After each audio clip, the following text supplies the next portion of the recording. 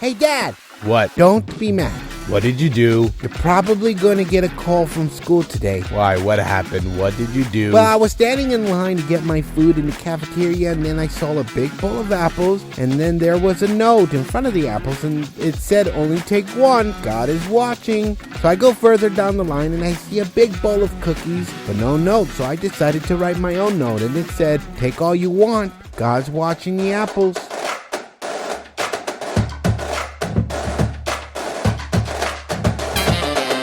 Out of place, we ain't caring about your feelings, yeah. Anytime, any place, you can feel it here. Steven Daniel out of space, so we clear the air. Any topic and it's safe, so just be prepared. Don't assume, keep it straight, we might keep it fair. The news page, we gon' keep it real. If you tune in, then you sick for real. Bluetooth, we took the red pill. Every image in the video, talk about it. Different views on the subject, we must talk about it. At the end of the day, we just talking, homie. Only me in the room, but it's like a party. Introducing Steven Daniel, author, artist, all-around great guy. To my new neighbors, if you hear me yelling at my kids, just know that I asked them nicely about 5 times, and they don't listen unless I yell. I'm so very sorry. Hello, my lovely listeners. I hope you all had a fantastic month and you beautiful mothers had a great Mother's Day. Even though I think that every day should be Mother's Day and every Friday should be Father's Day. Sorry if I sound like crap. I'm currently battling COVID. Even though I can edit out all the sniffles and coughs, I can't change the way I sound. So sorry about that. Anyways, what do you all think about Elon Musk buying Twitter? I would rather have him run things than 20-something-year-olds who can't even take a joke. I love the media's craziness over him because their definition of freedom of speech is full of censorship. I remember seeing one Democrat politician say, wow, he could have used all of that money for climate change. And I'm like, yeah, I know. He could have put it towards building electric cars or something. Man, what a I don't know. The problem with this culture is that people are hated for being real and loved when they're fake. I tell you, once you hit a certain age, you become permanently unimpressed by a lot of stuff. I knew I matured when I realized every situation doesn't need a reaction. Sometimes you just have to let people say and do stupid things. And have you all seen this whole Amber Turd defamation trial thing? I barely know this woman and she drives me nuts. She is the type of toxic woman I talked about in the She's Toxic episode. Ladies and gentlemen, I think it's time that we cancel Karen. From now on, instead of saying, stop acting like a Karen, I'm going to start saying, don't be an Amber. That's what I'm going to start saying. This trial is a weird circus. It's like Amber got her lawyers from Wish. This is how it is if you're not following the trial. Your Honor, I would like to present some evidence in the case against Mr. Det. I'll allow it. Mr. Det, is this you in the photo with Robert Downey Jr.?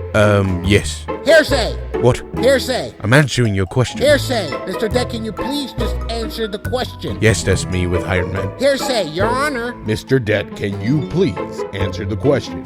Hearsay! I was just sniffing. Hearsay! I don't think her lawyers know what hearsay means.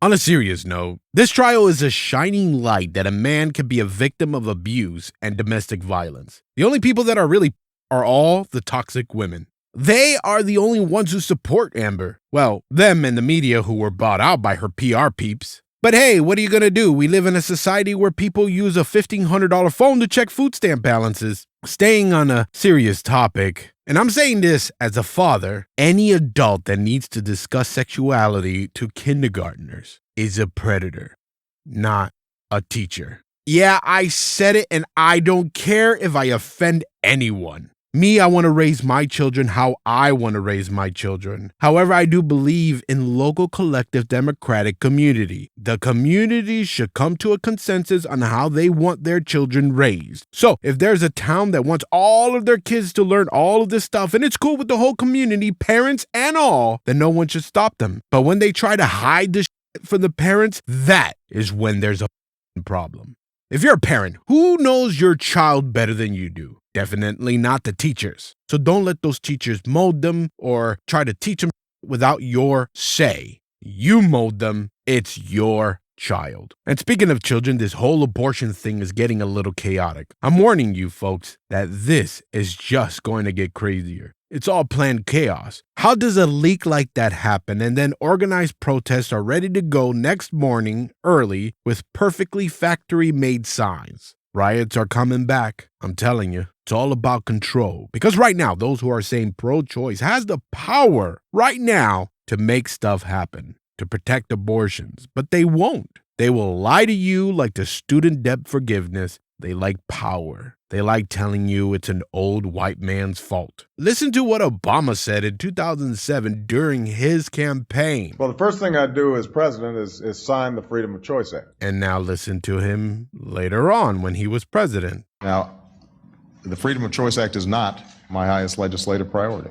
Now listen to Biden during his campaign. I would send immediately to the desk of the United States Congress when I'm elected president, if I'm elected president, a codification of Roe v. Wade amended by Casey. Even Nancy Pelosi says Democrats' focus on abortion access is hurting the party. Nobody does anything. If you're mad about this whole abortion thing, then you need to be at those people's houses protesting the abortion. Instead, they go to the judge's house. Like Jimmy Dore said recently, you want to fight someone about abortions right now, you have to fight the Democrats. When Obama took office, the Dems had big majorities in the House and Senate. They could have codified Roe v. Wade, banned the rifles, codified voting rights, and so much more. But blaming the other side is better for them, distracting all of us so that we don't see the real stuff going on. Chaos is coming, listeners. Watch. Anyways, let's move away from the serious venting to out-of-place updates, which is only a reminder. Next month, there will not be an episode. On the morning of June 11th, we are saying goodbye to California and driving cross-country to our new home in South Carolina. The next episode will be in July. Britt Nolan is going to be the main host for that month. We are going to celebrate our youngest birthday in July with family now that we're back in the East Coast. So during the time I would be working on the podcast, I will be in South Florida. I will be back for the August episode. And if any of you lovely listeners are in the Charleston area or know the area really well, follow the direct me link next to my name and send me tips and stuff, especially the best places to eat. The only one I know to do right now, which we reserve for Father's Day breakfast, is Poogan's Porch in Charleston. Let's get this episode started. I'm going to be talking about appreciating your kids when they're little because they grow up too fast. Britt talks about letting your animal instincts out in full swing. Sammy talks internet cores. Buffalo Bailey talks about some gunslingers. And Luna talks dating. Speaking of dating, I just want to say this real quick before I forget. On May 3rd, I went to Disney's California Adventure on my own to use up the park hopper tickets before the move. As I was waiting in line at the Spider-Man ride, I was looking at the many couples together in line. I started thinking how if you were single and wanted a Disney freak like yourself, you just have to go to Disney. I instantly thought of the perfect solution for people to find the perfect mate, to make dating easier. Now, if you're single, think of the type of person you want to date. Like, really think about that person. Then I want you to think what you would want that person to do in their free time. Here's what I mean. Let's say you're a woman and want a man who loves to go biking. Then all you have to do is join cycling groups and talk to the single men there. If you're a man and want a woman that loves Star Wars, go to Star Wars events like Star Wars Night in Disney. Because the problem that I see a lot of single people dealing with, especially women, is that they go to bars and clubs and then they get mad that they have an alcoholic man. That's where you go to find those type of people. Want a drunk idiot for a partner? Go to a bar. I did it, listeners. I found the cheat code. You're welcome. Anyways, let's get started. Grab your favorite drink, cruise in your car, and enjoy. Time to get touchy. Get ready to be triggered. Sensitive topics. Oh, look, they're about to cry. All consent, so we'll see.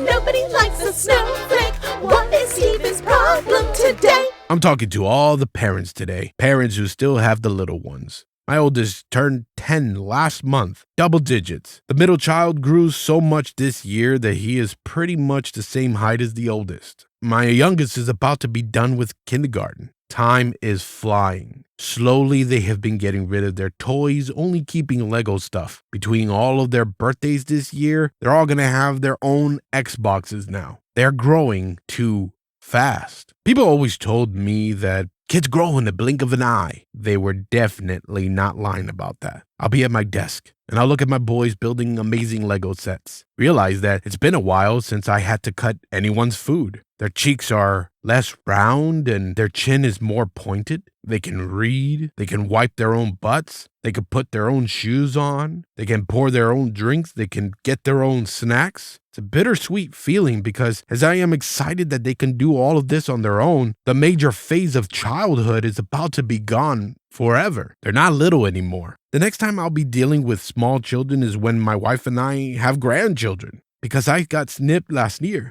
So the factory is closed. I just went to Disneyland and Disney's California Adventure on my own, like I just said, and I did a lot of people watching. Saw all the strollers and watched the frustrated parents deal with their tired kids. I realized how much I loved having the little ones. The way their skin felt, the way they smelled, when they would fall asleep on me. Yes, it was frustrating too. I don't miss the toddler meltdowns. People said, watch out for the terrible twos. It was more like horrible threes when they really try to test boundaries. I don't miss negotiating with them or trying to make them understand time. I don't miss the fear of them putting things in their mouth or when they got really sick and there's nothing I could do about it. But kids grow up. We all know it's going to happen, but it still feels like a shock. Nothing can prepare you for it. When they're small, it feels like they're going to be little forever. You don't really see them changing every day until moments slap you in the face. Like when they say something slick and it makes you laugh. You're not supposed to laugh, but it makes you laugh. Or when they are brave enough to ride a roller coaster. When they can calm themselves down. When they start doing chores on their own. When they start being honest on what they like and what they don't like. When they start liking the shows and movies you used to like. When they start having their own interest and their own style. You only have kids for a few years. And if you miss it, it's gone. It's done. You have to understand that. That period between 0 and 5 goes too fast. There is something about it that is absolutely magical. It's a peak experience in life. It doesn't seem much, too. Because when you're young, you think, oh, that's too long. But trust me, it goes by so very fast that you won't be able to see it. It can easily be missed. If you're still in the little kid stage, hang in there. Hold on to it. It may feel like it sucks so bad and you just want time to go just a little bit faster. You're never going to forget those annoying moments, but those gumless giggles, when you squished their chubby cheeks, when you tucked them in bed, and God, I'm going to miss that one. Because like many of you already know, I go to bed later than everyone else. And right before I go to bed, I make sure that I check my boys before I lie down. It's the only way I can fall asleep peacefully. I make sure they're breathing. I fix their blankets. I make sure their body parts are not hanging off the bed. I pick up their bears from the floor. They look so peaceful. And every night I thank God for giving me these amazing little people. They will never know until they're old enough to listen to the podcast that I do this every night.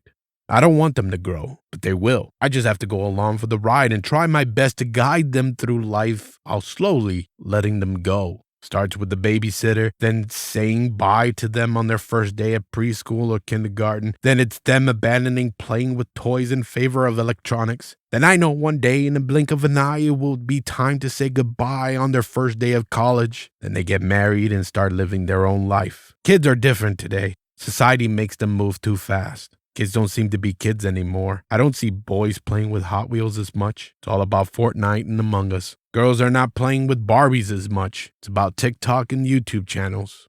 If you are one that forces their children to grow up fast, understand that there is plenty of time for them to be an adult. They're going to have those crappy responsibilities. They're going to be coming home all stressed out. They're going to be worried about their own family one day. Children have only one childhood, and then it's gone. Don't stop them from being kids. Let them play with the toys as long as they can. Let them watch those stupid cartoons. The best advice I can give you is to join them. I do my best to join my kids. I watch the cartoons. I watch the movies with them. I game with them every Sunday right after church. Lately, we've been dubbing Disney classics before they go to bed every night. And it's hilarious. My boys are hilarious. They're way better at dubbing than me. I want to be in every part of their childhood because they are growing too fast, and I hate it. I've been a dad for a decade now, and one of the most important lessons I've learned is to let your children be children and enjoy them. Even when you're tired from a long day at work, be ready to snuggle,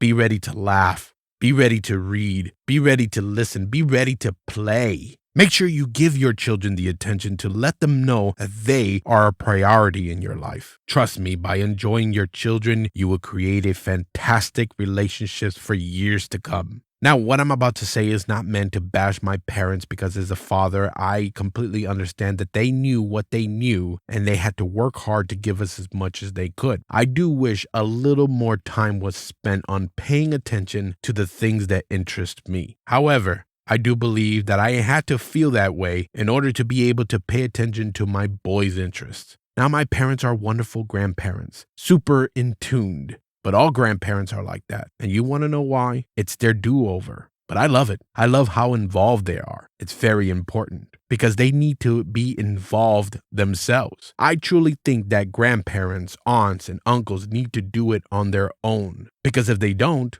I sure won't. My kids know who is involved and who isn't. If my kid grows up not knowing them, that's on them, not my kids or me. Anyways, I love being a father. I do. I have so much joy in being a father. I love making them laugh every chance I get because I understand that there's no such thing as a time machine. I can't just go back and spend more time with my children if I missed it. I hate that excuse that there is never enough hours of the day to spend time with my children. Stop it. Keeping the house clean is not more important. Work is not more important. That time you lost will never come again. I will admit that I did rush things with my oldest and middle child. It wasn't until my youngest that I stopped rushing the phases, the rolling over, the crawling, the eating solids, the walking. I realized that those little kid years go by too quick, and I wanted to hold on to each moment as long as I could. When we got rid of diapers, it was no more diapers until grandchildren. When we found ourselves not bringing a stroller to Disney, it felt instant. The years just keep passing by too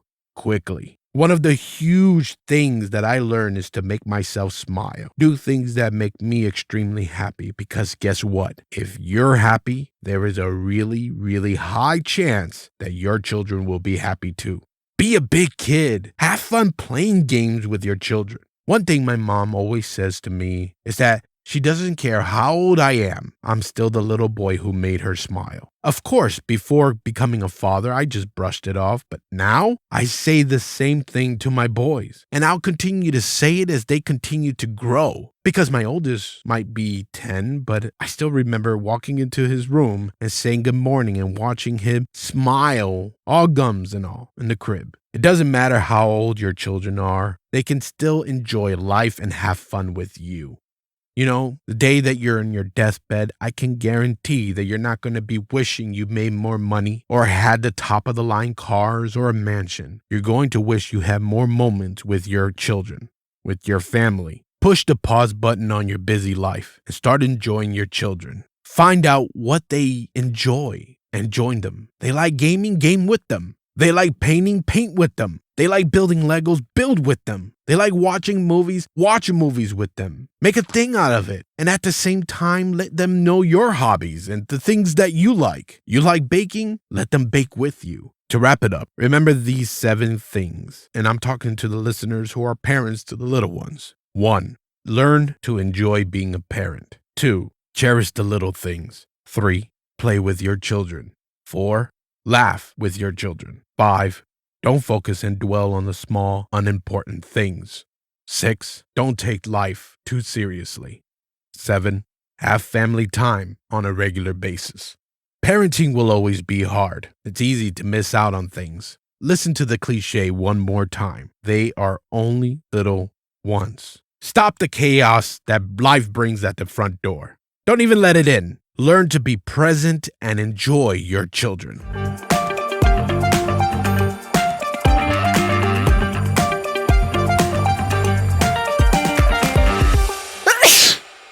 Whew. Brittany, that was very rude. You sound like a gosh dang grown man. Sorry, Grandpa. It wasn't intentional. Yes, that was a reenactment of something that happened.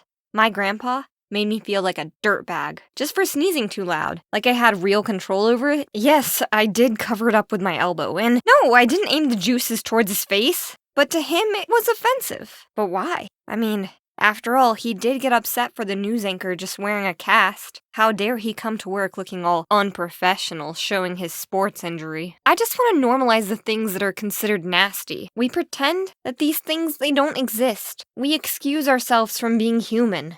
But what if we embrace them? Recently, I was in a state of mental exhaustion, and I yawned for the first time in ages. I can't even remember how long it was that I actually yawned, and it felt so good. And I don't even understand why I've been programmed to be so ashamed of yawning. I guess it started with middle school. I had a trig teacher that made the point to call out any student he saw yawning, and he considered yawning to be the utmost sign of disrespect. He would interrogate students as if they'd committed a crime, asking them, "Are you bored?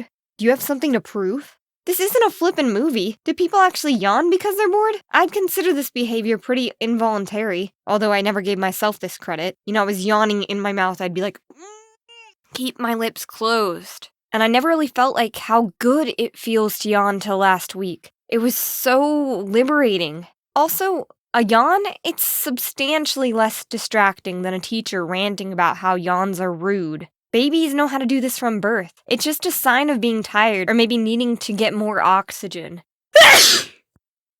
Oh, that actually came out of nowhere. To be real, I actually engulfed a ton of pepper to reenact that sneeze, and now it's just made me kind of, nasally, so let me blow this out. I'm gonna do the next part that comes with a sneeze, The...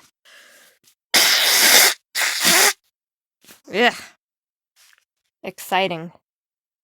Oh, I got a little bit more. Whew. All right. So, every day, children are getting shushed. Shh. And they're made to be embarrassed by things like this. This is totally a shame. We should just laugh at farts, yawn together, and say, "Bless your heart," every time anybody sneezes, and clap at impressive burps. I don't even think I know how to burp if I tried, because to me it was never allowed. It was never okay. Ladies don't burp. I actually went on a date with a guy that said, "The only reason why girls go to the bathroom is to powder their nose." And later I found out that he was not even into girls, so why did he care? Sometimes I feel a pressure in my throat, like I've got a burp, but then it never comes. Even if I drink a Mountain Dewski, for Christ's sake. One thing that's helped me lately is hanging out with my friend's 7-year-old autistic son, Cornelius. He often whispers to me a little secret, which ends up being a mere burp. He once asked his mom to bend down, as if he was gonna play a game of leapfrog. She's in frog position, and then all of a sudden he just farts right in her face. And I probably would have been annoyed, but I've got a 1-year-old daughter, and she started laughing hysterically like a little coyote. Everything Cornelius does is just amazing, interesting, and it just cracks her up. I really have to work my butt off to get that same rise out of her. I mean, Cornelius, he just does. And it's great. And she loves him. And I just wish, I could burp a few out just to make her happy. But, I don't got that charm. If you're struggling letting your animal instincts out in full swing, maybe you just need to play with children too. I'm sure you know someone that's in need of a babysitter, or there's like a local volunteer program, the Boys and Girls Club. It's time to regress and be okay with your natural self. So yawn with me. It's okay to stretch your arms out like a cat, stick out your tongue, and make a large sound effect. Oh, no, that wasn't an orgasm. That was my yawn. And don't let anybody tell you otherwise, that it is not okay, because it is okay. We are people, and that means that we are animals pretending to be more than our poised pets. But sometimes, we gotta let our instincts take over and indulge. Maybe get on the floor and give your dog or cat or pig a headbutt. I guess what I'm trying to say is I'm sorry to my husband. He farts a lot.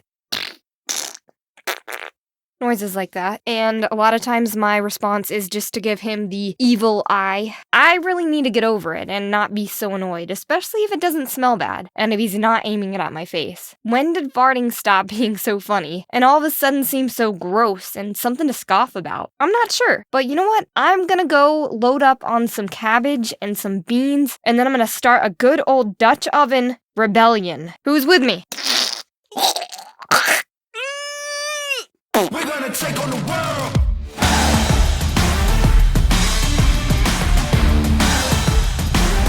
We're gonna take on the world.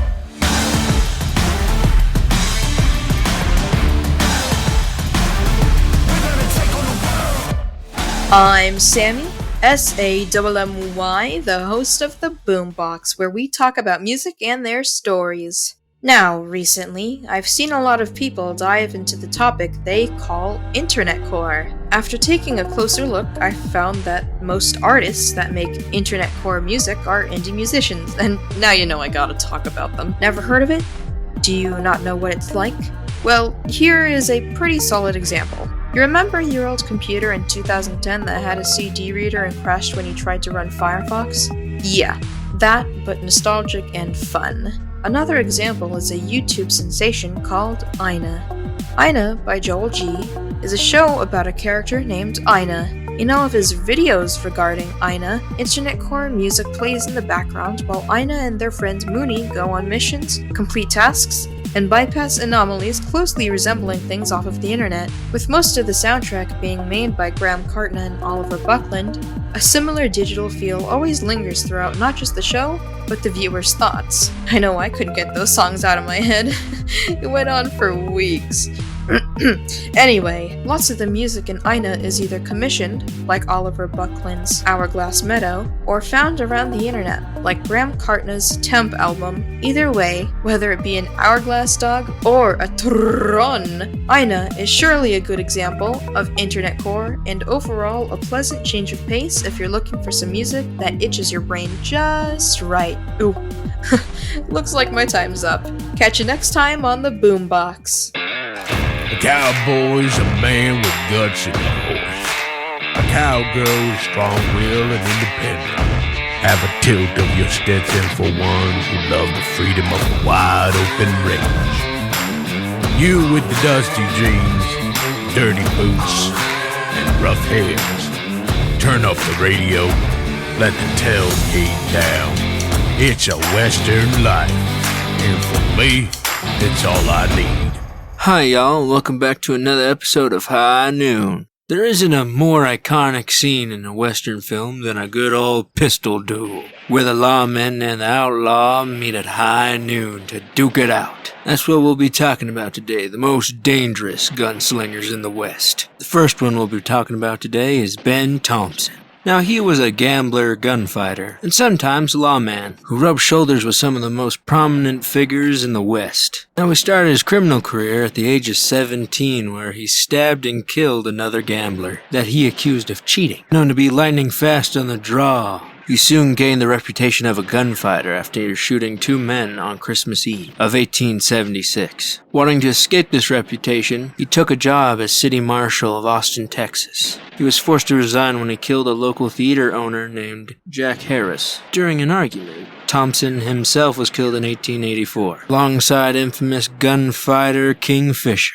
after being ambushed in an opera house by Harris's friends. A little lesser known, but more violent, definitely, was John King Fisher. Now, he was in and out of prison from the age of 16 in the early 1870s. Fisher became known as a bandit. He started running with a group of outlaws who raided ranches in Mexico. Fisher was known for his flamboyant styles, wearing more bright colors, carrying twin ivory-handled pistols. Also known for being quite violent. He famously gunned down 3 members of his own gang when a dispute arose of money, then killed 7 Mexican pistoleros shortly after. In his most famous gunfight, Fisher's said to have taken on 4 Mexican cowboys single-handedly after hitting one with a branding iron. Supposedly outdrew another and shot him. In his typical brutal fashion, he then shot both of the man's unarmed accomplices. Then in 1884, he was ambushed in an opera house and he died next to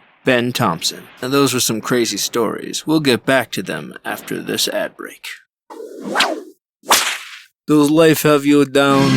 Is large family and small apartment too much? Are you not growing potatoes good enough for state? But try Extreme Vodka.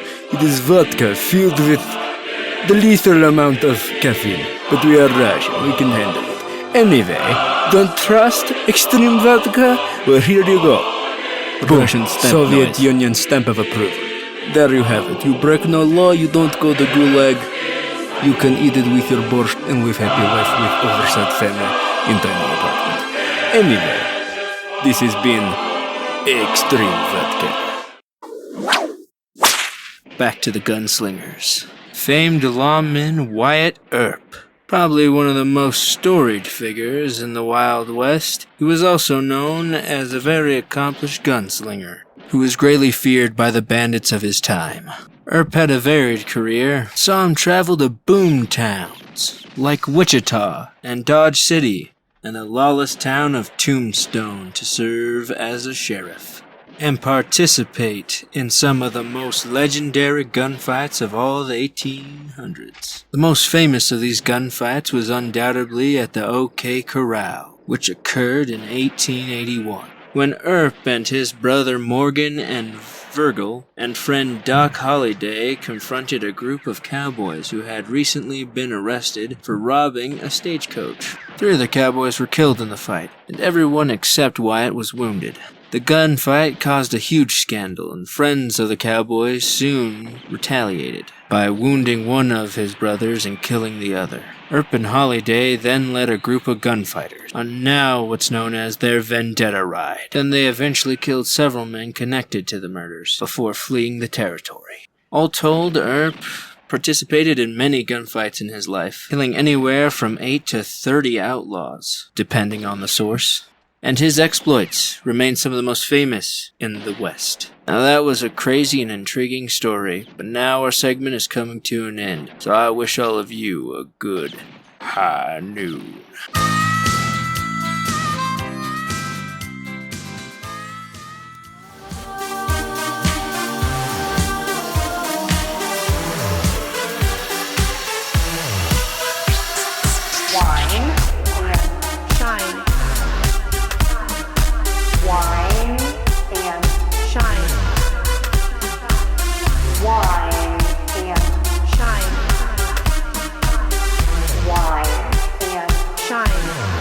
Hello, everyone, and welcome back to the Wine and Shine podcast. I am your host, Luna Wilson. So, this is my first official episode, and I am so ready to dive in and get started with you guys and talk about anything. Life from a woman's perspective. And I thought of a great topic, kind of a lighthearted topic for this first episode. Today we're going to be talking about dating. Dating these days seems very difficult and hard. People are struggling and they're just not having any luck in the dating pool. And I just feel like I am definitely one of those people at the very moment. It's like when you look back on different years and everything, like if you watch a movie that was based in the 50s or the 60s or something like that, you would have the boy clearly interested in a girl and he would be very direct about it. He would court the girl. He would do all of these things to get the girl, and the girl would feel special, she would feel seen, she would feel noticed, and she would have to sit there and guess if the guy liked her or not. Like these days, you have to sit there and guess, like, does he or she like me? It's like the whole waiting game of everything, and so you go through that phase where it's called the talking phase, which is all fine and dandy and everything like that, but sometimes I feel like it can be a big waste of time, because sometimes it can be like, well, you talk to someone for so long and then all of a sudden it's just like, oh, well, it's time for me to dip.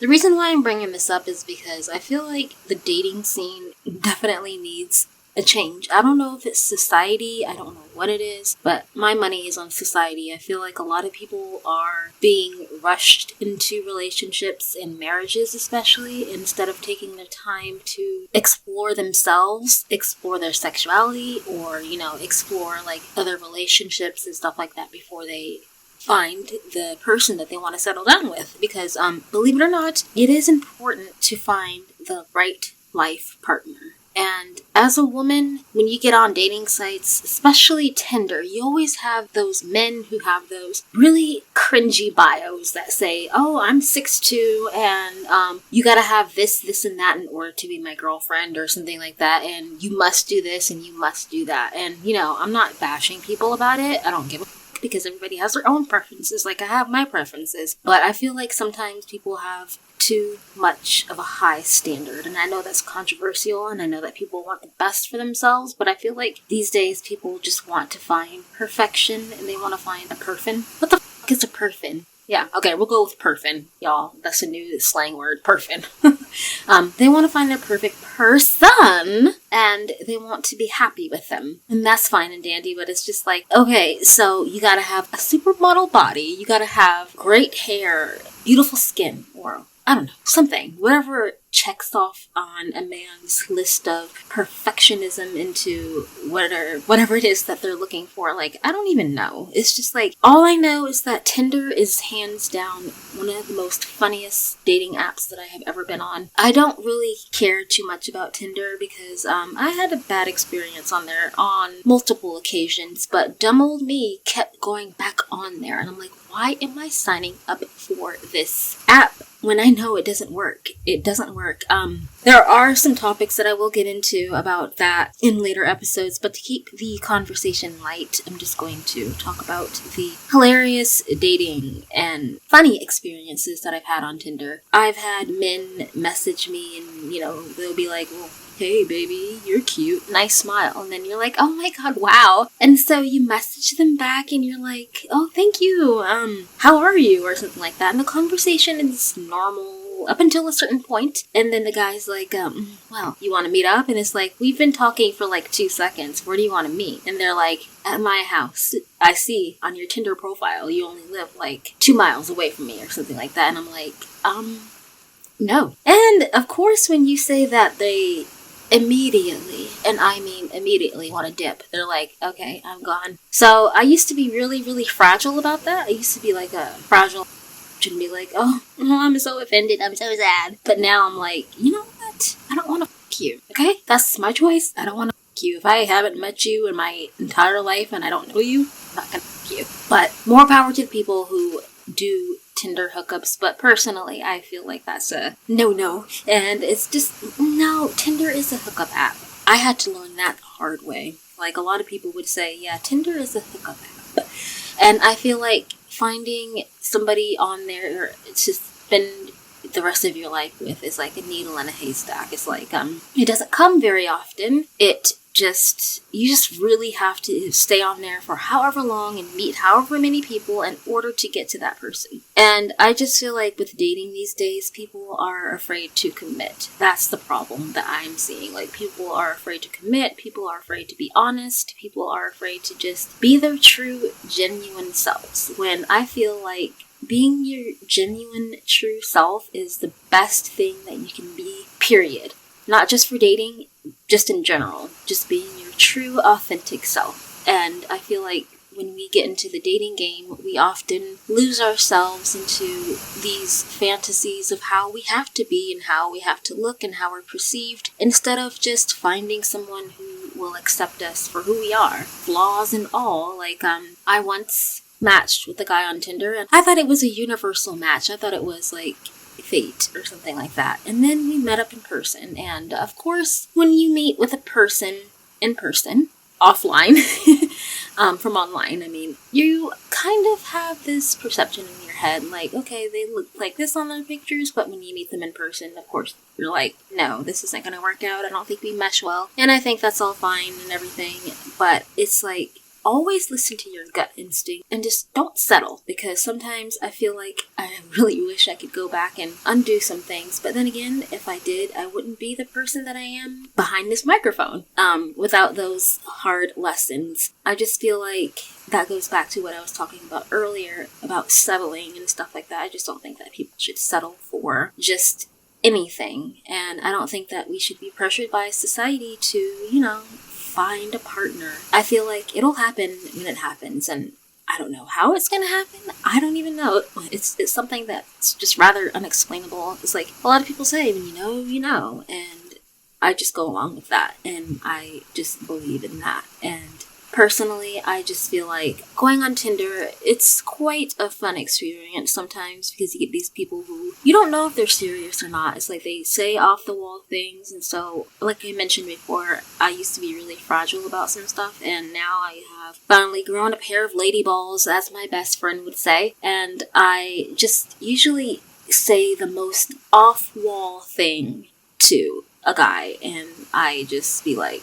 what the fuck is their reaction going to be? Like, if a guy comes at me funny, I'm like, okay, I can play this game too. I think I once asked a guy if he liked his kneecaps. Now that's another inside joke that I have with my best friend, and you guys are probably like, what the fuck is wrong with this? He's crazy. I don't know. But seriously though, I did ask him if he liked kneecaps. There was a whole story behind it, I swear, but like I'm a mysterious person, so you'll never know. But yeah, he didn't respond to that, and I once got a message from, I'm pretty sure it was Christian Grey, and I'm like, yeah, no, not doing that either. I'm not into the whole like, or in your lady hole, I don't know, whatever the kids say these days. Yeah, I'm not into BDSM, but I have said some wild things to people, like, just to play around with them. Like, one time I told a guy that I was a hardcore BDSMer, and he was so into it, and he's like, what do you like about it? And I'm like, I like to do this and that, and stuff like that, and he was just like, oh, yeah, you're a naughty little bitch, aren't you? And I'm like, yes, I am. When I'm over here like, literally Cinderella or, some innocent person, because let's face it, I haven't had that many experiences in life, okay? Don't judge me. You guys have no right to judge me. I judge myself enough. But anyways, I'm like, what?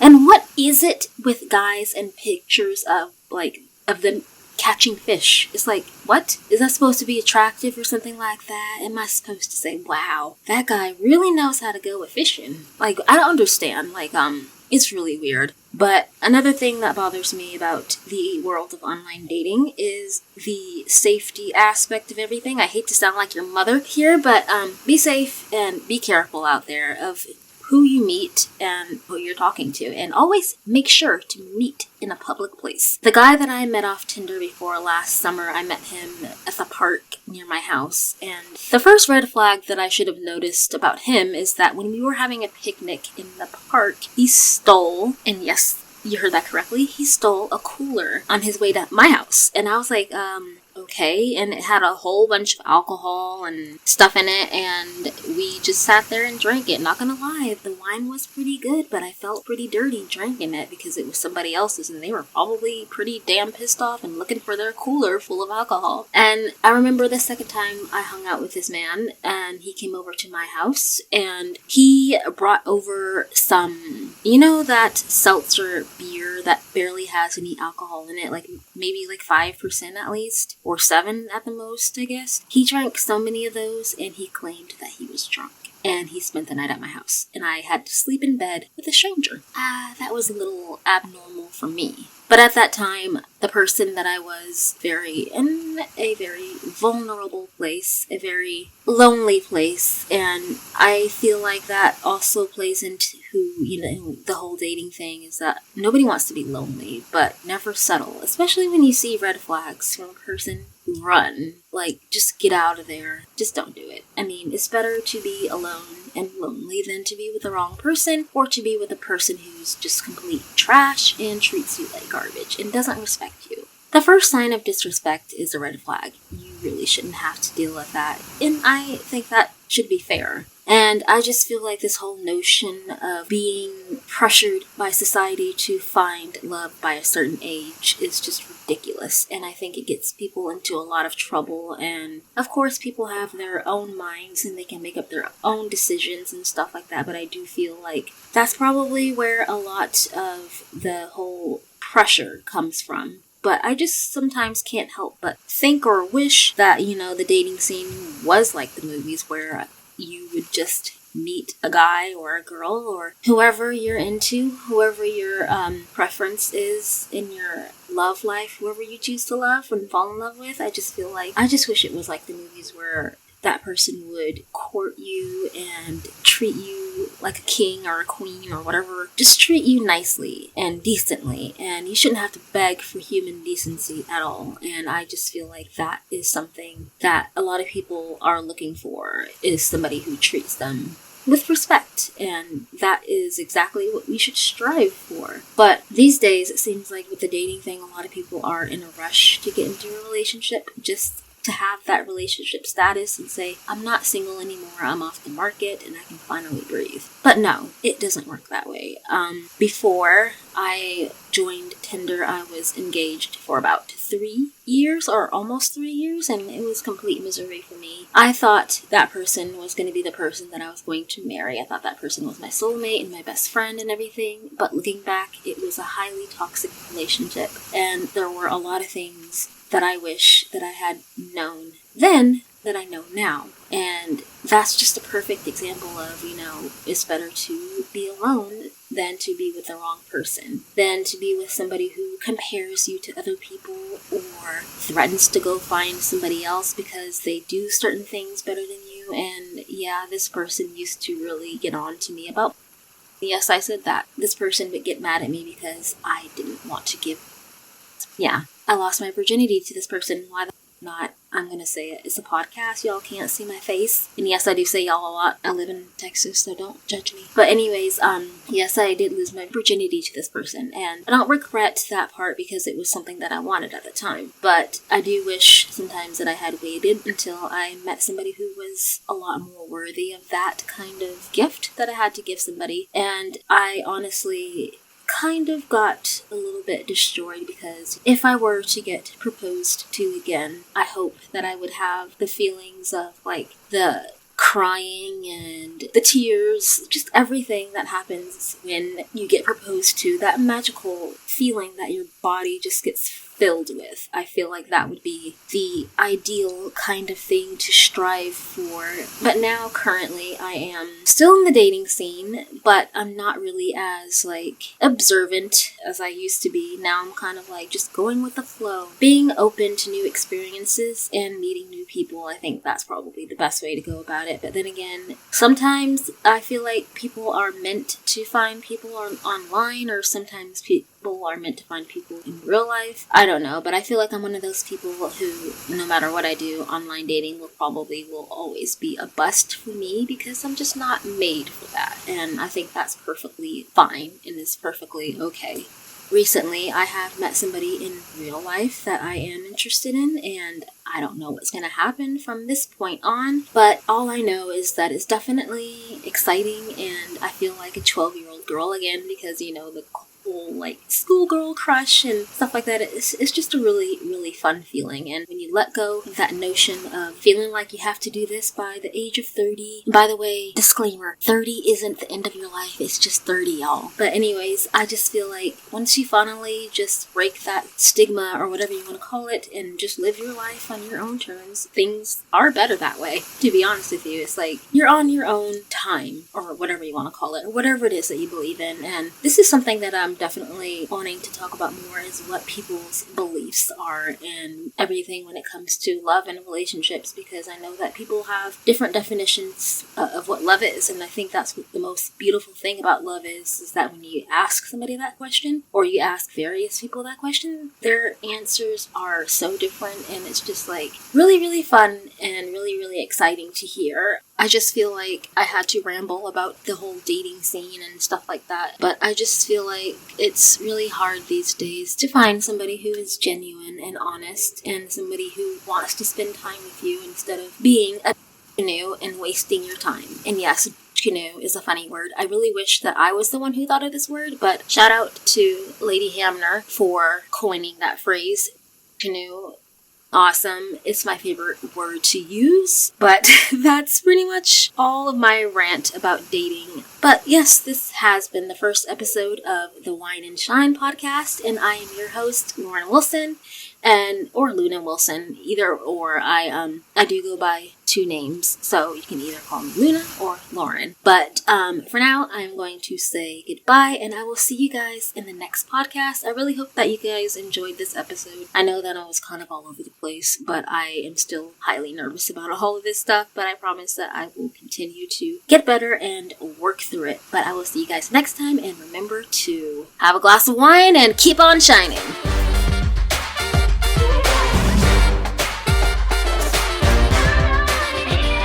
Thank you for listening to this episode. If you like what you've been hearing on the podcast, we invite you to submit a rating on wherever you're listening to this episode. If the app you're listening to this on doesn't have a rating system, then please leave a rating on iTunes. This helps the podcast so very much. Besides word of mouth, it is another way to potentially attract new listeners. The higher the rating, the more likely people will give this podcast a chance.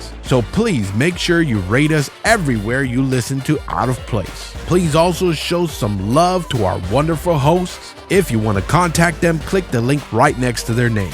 To our loyal listeners who made it to the end, we love you, we appreciate you, goodbye, and always remember to smile.